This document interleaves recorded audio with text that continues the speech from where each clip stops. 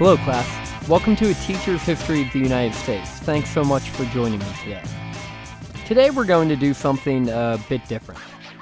For those of you who are listening to this podcast each week as they're released, you know that this Tuesday, today, is July 4th, 2017. While most won't listen to this on the holiday of July 4th, I think it'll still be helpful if we take a moment to reflect upon the uncomfortable paradox of the existence of African American slavery during the signing of our independence on July 4th, 1776. Since we're in the middle of our review of slavery in American history and the beginnings of it in America during this July 4th holiday, I figured we would take a look at the undeniable hypocrisy present in American history when we try to reconcile the institution of slavery and its important role in the growth of our nation, while also considering our dedication to the principles of liberty and equality. The United States of America, more than any other country in the world, seems to be plagued by its history of slavery. While it makes many of us uncomfortable and even some of us defensive, it's important to take the time to recognize the role that slavery played in the development of our country. We will talk much more about this topic when we cover the debates over slavery, whether it be during the Constitutional Convention, the 1820s or the 1850s, or when we get into Reconstruction in the 1860s and 70s and the Civil Rights Movement of the 20th century. The impact of 200 plus years of enslavement of Africans in America still resonates with us today, whether some of us would like to acknowledge it or not. Some in the United States of America, to a certain extent, should be applauded for being willing to go to war to abolish this horrific institution of slavery. But this war and the deaths of many men who fought to free African American slaves does not wipe away the 200 plus years of the institution itself. Because of the central role slavery played in America's dramatic rise to international power and eventual dominance, and because of our historic civil war over the institution, slavery will always be a central tenet to our history. In addition, there is no other nation in the world that has the words liberty, equality, and freedom so steeped in its national identity and founding character of its people. Americans are proud, Americans are confident, and Americans have a lot of reasons to be. But the very legitimate and justifiable sources of pride should not drown out the very legitimate and justifiable sources of embarrassment. I hope this episode provides you with an opportunity to reflect and think about how, as we will discuss in more detail in future episodes, the American people throughout our history have had to balance these ideas of freedom and equality with the obvious reality of African American slavery. The Declaration of Independence, written by Thomas Jefferson, includes the following phrase, quote, "We hold these truths to be self-evident, that all men are created equal, that they are endowed by their Creator with certain unalienable rights, that among these are life, liberty, and the pursuit of happiness." Without getting too far outside of our chronological survey of American history, clearly the sentiment laid out in the Declaration of Independence did not apply to all Americans, but in fact, really, only applied to white Americans.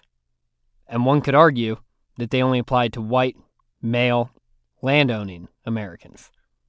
But I digress. I thought it would be appropriate for this short and special episode to focus on one primary event that applies specifically to the July 4th holiday and the role slavery played and still plays in our national identity. Every year in my class, when we would be covering the abolitionist movement of the 1850s and discussing the various men and women who played a significant role in pushing for the abolishment of slavery, we would always take a full class day and read a particular speech and reflect upon its meaning and how we can use the author's perspective when approaching certain current events or racial issues in our society in the 21st century. This was always one of my favorite activities, and I think that this primary source document is powerful, even when taken out of chronological context.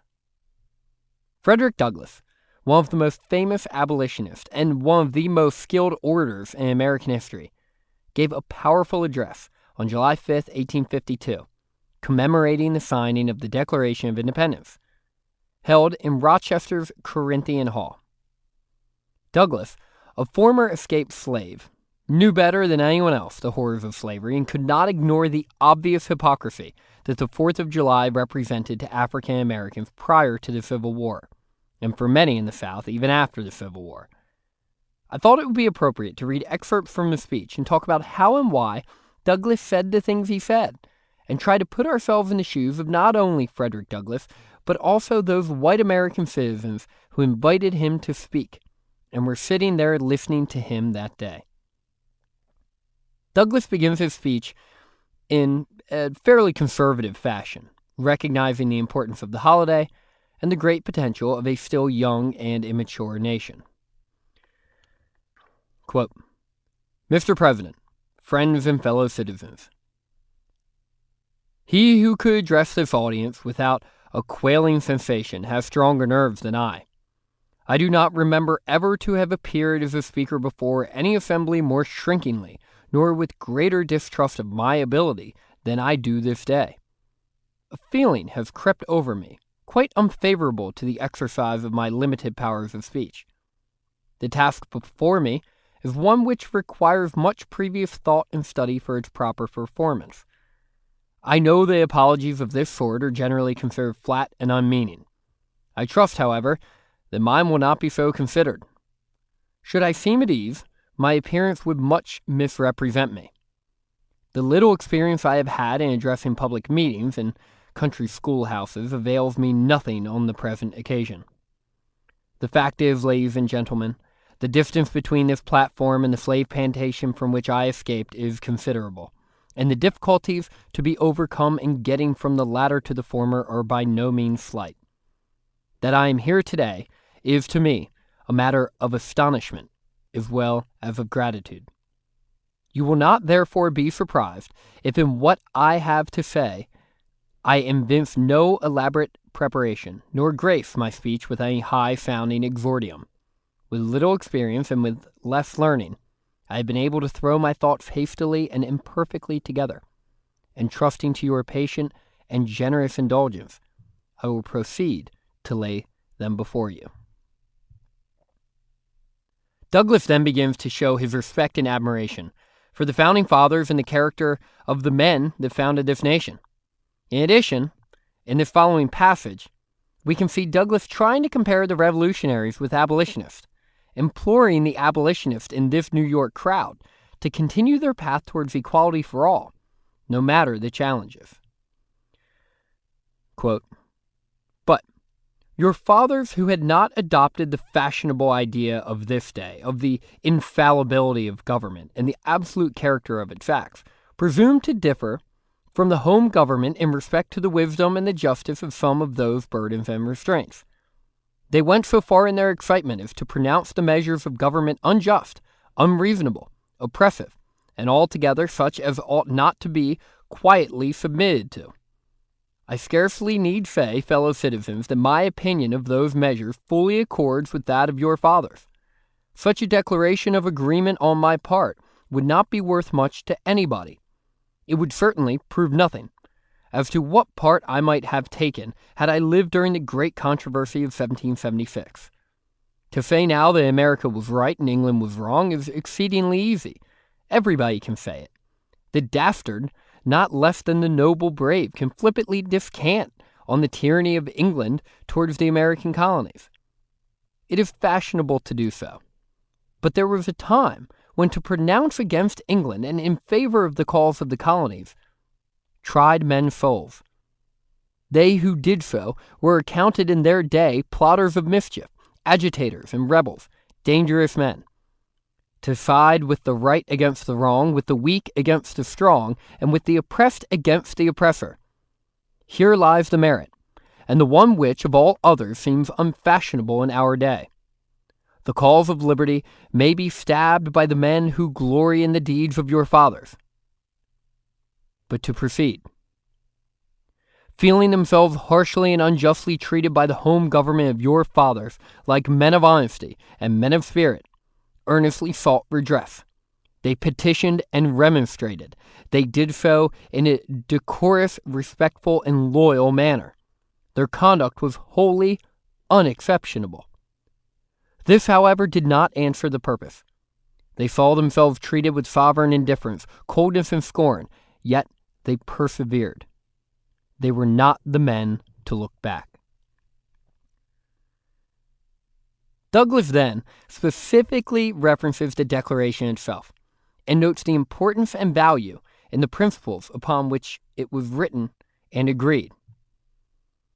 And as we're going through this and reading different passages and the subject of each passage, keep in mind he's building towards a specific purpose.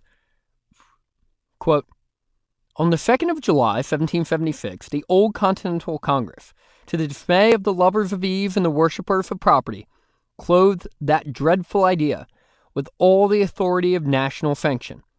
They did so in the form of a resolution, and as we seldom hit upon resolutions drawn up in our day whose transparency is at all equal to this, I may refresh your minds and help my story if I read it. Quote, resolved that these united colonies are and of right ought to be free and independent states, that they are absolved from all allegiance to the British Crown, and that all political connection between them and the state of Great Britain is and ought to be dissolved. Citizens, your forefathers made good that resolution. They succeeded, and today you reap the fruits of their success. The freedom gained is yours, and you, therefore, may properly celebrate this anniversary. The 4th of July is the first great fact in your nation's history, the very ring bolt in the chain of your yet undeveloped destiny. Pride and patriotism, not less gratitude, prompt you to celebrate and to hold it in perpetual remembrance. I have said that the Declaration of Independence is the ring bolt to the chain of your nation's destiny, so indeed I regard it. The principles contained in that instrument are saving principles. Stand by those principles. Be true to them on all occasions, in all places, against all foes, and at whatever cost.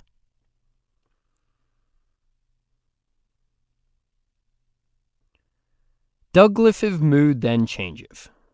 In one of the most famous passages in American oratory history, Douglas also changes his tone, demanding recognition for the hypocrisy that existed in America and beseech the audience to acknowledge his sufferings and those of his fellow slaves. Quote, fellow citizens, pardon me. Allow me to ask, why am I called upon to speak here today? What have I, or those I represent, to do with your national independence? Are the great principles of political freedom and of natural justice embodied in that Declaration of Independence extended to us? And am I therefore called upon to bring our humble offering to the national altar and to confess the benefits and express devout gratitude for the blessings resulting from your independence to us? I say it with a sad sense of disparity between us. I am not included with the pale of this glorious anniversary. Your high independence only reveals the immeasurable distance between us. The blessings in which you this day rejoice are not enjoyed in common. The rich inheritance of justice, liberty, prosperity, and independence bequeathed to your fathers is shared by you, not me. The sunlight that brought life and healing to you has brought stripes and death to me. The 4th of July is yours, not mine. You may rejoice, I must mourn. To drag a man in fetters into the grand illuminated temple of liberty and call upon him to join you in joyous anthems were inhuman mockery and sacrilegious irony. Do you mean, citizens, to mock me by asking me to speak today?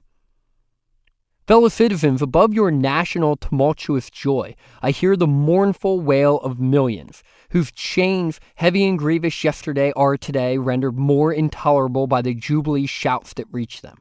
My subject, then, fellow citizens, is American slavery. I shall see this day and its popular characteristics from a slave's point of view. Standing there, identified the American bondman, making his wrongs mine, I do not hesitate to declare with all my soul that the character and conduct of this nation never looked blacker to me than on this 4th of July. Whether we turn to the declarations of the past or to the professions of the present, the conduct of the nation seems equally hideous and revolting. America is false to the past, false to the present, and solemnly binds herself to be false to the future. Standing with God and the crushed and bleeding slave on this occasion, I will, in the name of humanity which is outraged, in the name of liberty which is fettered, in the name of the Constitution and the Bible which are disregarded and trampled upon, dare to call in question and denounce, with all the emphasis I can command, everything that serves to perpetuate slavery, the great sin and shame of America. I will not equivocate. I will not excuse.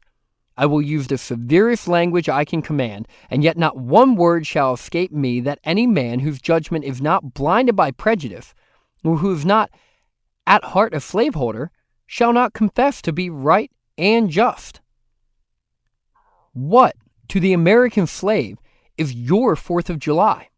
I answer, a day that reveals to him more than any other days in the year the gross injustice and cruelty to which he is the constant victim. To him, your celebration is a sham. Your boasted liberty, an unholy license. Your national greatness, swelling vanity. Your sounds of rejoicing are empty and heartless. Your denunciations of tyrants, brass-fronted impudence. Your shouts of liberty and equality, hollow mockery. Your prayers and hymns, your sermons and thanksgivings, with all your religious parade and solemnity, are to him mere bombast, fraud, deception, impiety, and hypocrisy. A thin veil to cover up crimes which would disgrace a nation of savages. There is not a nation on earth guilty of practices more shocking and bloody than are the people of these United States at this very hour.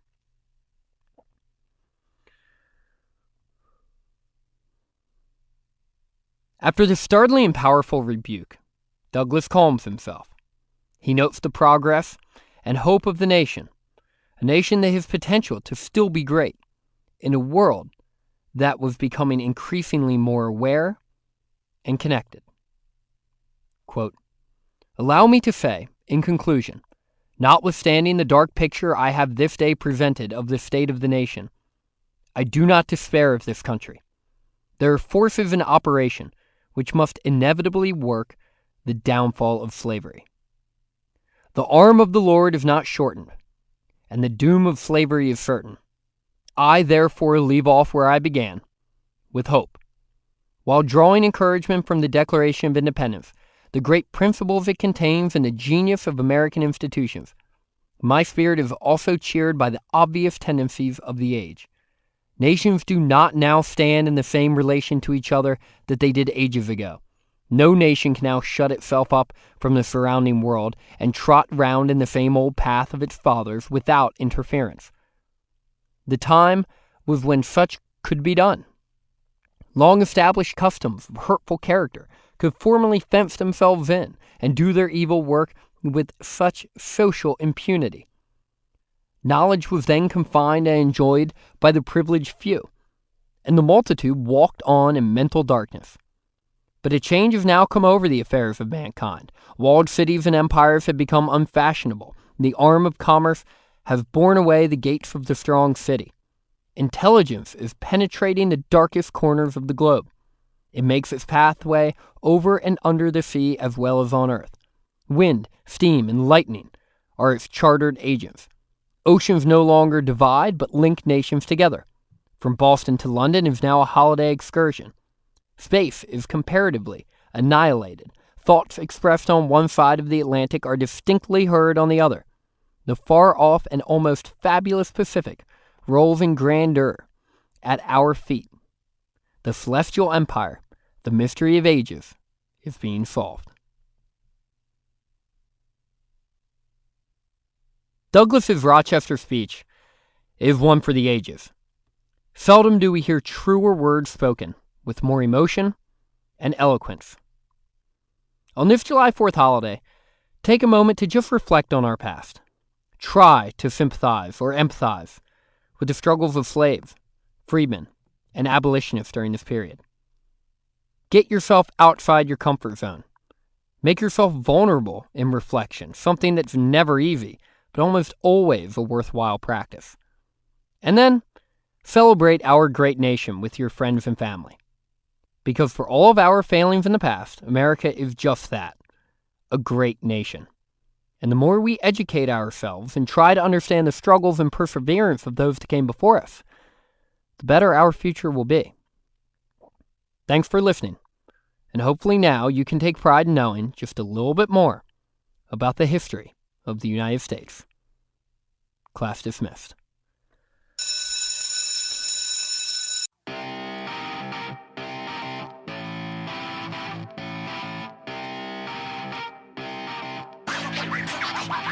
So, next week, we'll get back on track, and we'll be covering the Middle Passage. If you'd like to reach out to me, feel free to email me, chris@ateacherofhistory.com, or find me on Twitter or Facebook. If you'd like to, I would really appreciate if you leave a rating or a review. It helps more people find us, so that way more people can learn about the history of the United States. See you next week.